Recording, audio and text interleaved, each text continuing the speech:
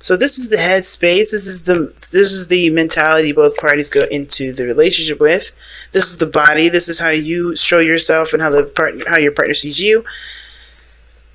And this is the spiritual plane, which kind of gives us a little background as to why everybody's thinking the way they think, as well as doing, as well as being the way they are. This is the card that tells us what brought you together. And this is the card that tells us what the challenge is, and your underlying energy is the Nine of Pentacles. So what I was saying earlier in the beginning. This is about, your gilded cage. Now, it could be that there's some adjustments. It could be that there's some changes here. And there's new love here. It could be that maybe the situation is this, like there's some changes that honestly have to come from the relationship. I don't know if it's either one of you guys forcing it. It may just be the natural, course of things, right? Like sometimes you just kind of have to learn how each person works and figure out a good flow with each other, especially if you guys are just starting out. And it looks like you with the Ace of Cups there, but stepping out of your comfort zone, if you're used to doing things solo and being independent and having your own way, well, things are about to change because you're living with somebody, you're in a relationship with somebody, you're working with another person now. It's not just you. So, that said, let's get into it. So let's, pick the side that resonates with you guys the most. I'm going to, try to be a third person-y kind of with it. So, just pick the side that resonates with y'all the most. But this person going into this relationship has got the 10 of Swords going into this. So already you can kind of tell that the person's mindset is like they just got done going through some really difficult stuff, okay? Difficult energy, difficult situations, difficult relationships, difficult everything, right? They've completely ended the situation, right? They've put something to not to death, but they just definitely ended something that honestly was an eye-opener, was a shocker. It can be very painful, but it's opened, it's opened their eyes to some new possibilities, new ways of thinking, new ways of communicating, right? It's putting them in a position of newness. There's a lot of changes that are happening here. Now, the other person here has got the Moon, so they're enthralled with a hell of a lot of emotion.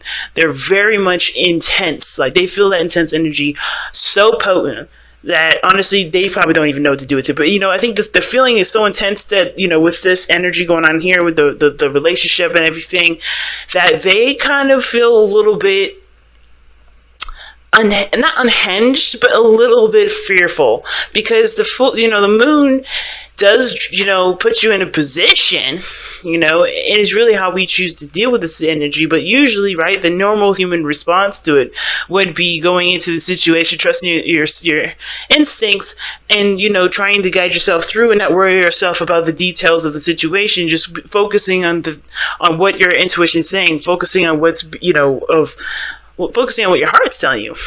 Well, this person is like, it's got intense emotions here.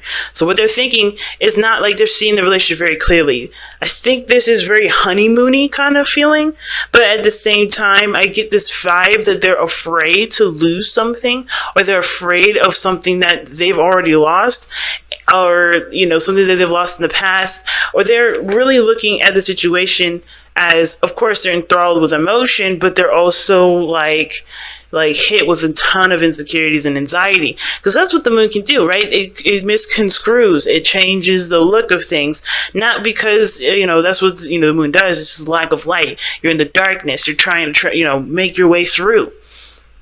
Right, there's no telling what's to come, and I think the person is kind of confused of the situation, mostly because of how they feel. But I think this person on this side has been very clear. I don't know why this person's kind of seeing the situation a little bit, as confusing, and I think it's only confusing because they're coming from a place of insecurity, of fear, and it's not like that. It's normal, right? Especially when you have something good and you don't want to lose it. A lot of insecurities, a lot of anxieties comes up. So I don't think it's because they're they're weirdos or something like that, but they're natural human beings that have natural responses. They've gone through natural things, such as loss, such as betrayal, such as pain. So these people are obviously human beings here, and I don't blame them for having this sort of anxiety, but how they use this is definitely going to paint a totally different picture, okay? So going into this, right, how they're presenting themselves is the Five of Cups. So that's what kind of gave me the vision, this kind of like feeling that they're enthralled with the relationship, sure, but they're so focused on what they've lost that I think that the reason why they're coming at this with a lot of confusion, or they're being confusing, or they're not certain of how things are going to turn out, or how things are being for them, they're unable to read the situation very well, is because they're not allowing themselves to be able to move forward, right? The moon is not a card of stagnancy, and believe it or not, it is pushing you to trust yourself and trust your intuition, trust that you're going in the right direction, even though it doesn't look very clear. And this person is still looking at what they've lost, still looking at things that have hurt them in the past, and instead of focusing on the relationship, they're so from the relationship, which I feel is super intense, they are looking at the loss as a reason to kind of keep them from being able to shift their focus. And I think they truly do want to shift their focus, not like they're just trying to stick with this within this.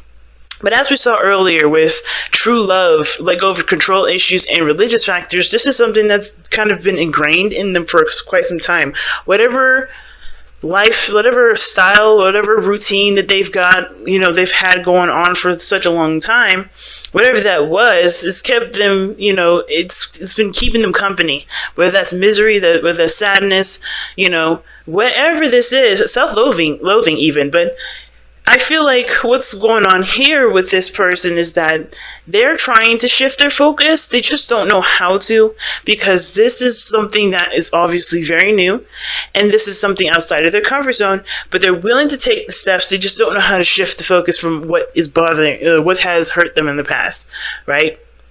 Now, the other person is definitely showing that there's stability here. There's a place for safety. I like this card for for someone like this, where they're not quite certain of how things are going to go, how to shift their focus. They're doing so. I feel like they're truly doing so. It's just like, it's hard, and I feel like with the King of Pentacles, this person is showing that they're committing, they're stable, they're solid, they're reliable, they're someone that they can lean on. But at the same time, I kind of feel like this person has to kind of take care of themselves right now, considering that they've just gone through something really difficult. And honestly, as much as we love to help this other person here, they have to find their intuition. They have to, not find their intuition, they have to find the trust within themselves. They have to believe in themselves. And this person cannot help them trust themselves, right? I think giving the responsibility can help, but as far as dabbling into this person's realm of dealing with their insecurities and their anxieties, being considerate is one thing, but enabling is another. You got to be careful with that one. Because soulmates here are not just, people that are in your true love or whatever like that. Because soulmates they're not really like that. Soulmates, I see soulmates as people that come into our lives to help us move us towards our highest potential. This is the situation. You guys have the potential to grow and become something more than what you are right now. And of course, you do that by spending time together, by understanding each other, and really working through your own personal issues, your own personal, blockages, and, your own spiritual, elevations together. By being with each other, right? You recognize yourself through the other person sometimes. And I kind of see that with soulmates. Not all soulmates work the same. I understand that, but that's how I usually see soulmates. Not all people see soulmates like that, though. So I do see this person as stable, independent, good at handling their situation, and definitely ready to commit and hustle and, hunker down and do the work. And I feel like this person is trying to get the handle of being able to trust themselves. So I feel like this person, honestly, should probably just be hands off right now. Just focus on you, especially if they're going through something difficult, they're going through some seriously bad ending here. And it's prompting them to change, or to have not necessarily change, but to have a new perspective when they've been doing something routinely for a very long time. This person shows that they've got a routine, they've got a structure, and that's changing now because they've ended something. This is a change too. So this person has got to handle themselves and take care of themselves before they put anyone else first. Okay? Before they put someone else, before they take care of someone else. I never agree with anybody taking care of anyone, okay? Unless, of course, they need that love and they need that care, and of course you know that they're good for it. But never put anyone else before you, of course. Like, that's just me, whatever. As a life coach, love coach, relationship coach, whatever. But the reason why this person is showing up here with the moon and the 5 of Cups is because of the Page of Wands. So obviously they know there's a new beginning. There's an opportunity to start something new, take advantage of this new opportunity. And they see this as something exciting, something, something that is inspiring them, that's to open their heart to take a chance, This is a new thing, and this is bringing up a lot of anxieties. Instead of them trying to kind of like leaping with joy and happiness and excitement, they kind of bogging themselves down with, oh, this can't happen again. I got to make sure I don't want to have this situation happen again. I know what I've lost. I know what's not here. I don't want this, At the same time, there could be some changes here in the dynamic of the relationship. I think there may be some things that are lost, but the relationship is still there. Whatever you guys are going through at this moment where you guys are changing together, there may be some things that you guys were used to each other doing and no longer doing those things. Like this person may be routinely doing something and they stopped it and they're wondering what happened, why is it missing? And that's what's dredging out the confusion. But this is about learning new behavior, Page of Wands, right? Learning something new, gaining some new information, but about behavior, about, living together or being in a relationship again. It depends on, what's going on. I really feel like ultimately this is about trying and doing something differently, And both parties are having to try to figure out why this is not the way it is anymore, and why this person, is needing to communicate what exactly those changes are. And the reason why all this is like the way it is because of what brought you two together and what the challenge is. Okay, so what brought you guys together, as we look here, is the 8 of Wands. Lots of communication, lots of talking, lots of progress being made through that communication, through that time and investment into it. And things moved very, very fast between you guys. Not like I don't think it's a bad thing that things move very fast. That's probably why you guys had religious factors coming up. Maybe some people may think that you moved too fast, family members maybe thinking that, hey, this is really soon. But I feel like mostly a lot of things just kind of made sense and you guys rolled with it.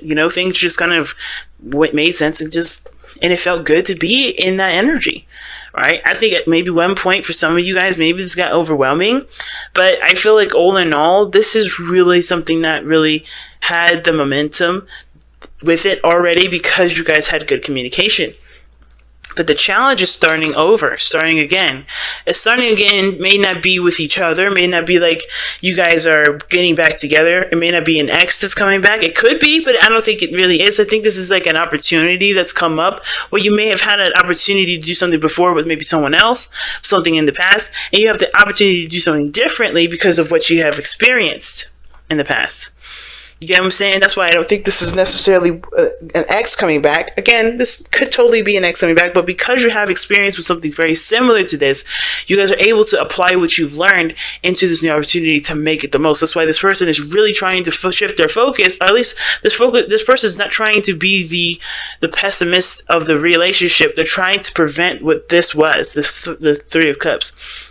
They're trying to understand why things may not be the way they are now because of some shifts and changes that may have happened in your relationship or in your individual lives, right? Why things may have been shaped up.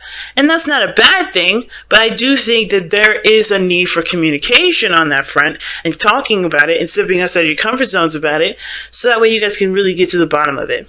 Get to the bottom of understanding what's going on. But most importantly, though, the challenge is really that you guys are shifting and applying the knowledge that you have gained from past relationships so that you guys can make the most out of this one. It's really intense, y'all.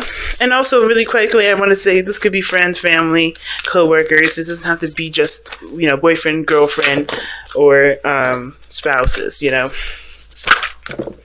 Okay, well, I put the cards back and they still, insisted on flipping out like they did. And this is what y'all got. Slow down. And the slow down says, when you're excited, you get ahead of yourself. Take some time to allow things to unfold. Yeah, taking it easy. All right. And then you guys have honesty is essential. And it says it's to be a loving person it is important that we speak truthfully and in a loving manner, which is what I was talking about earlier.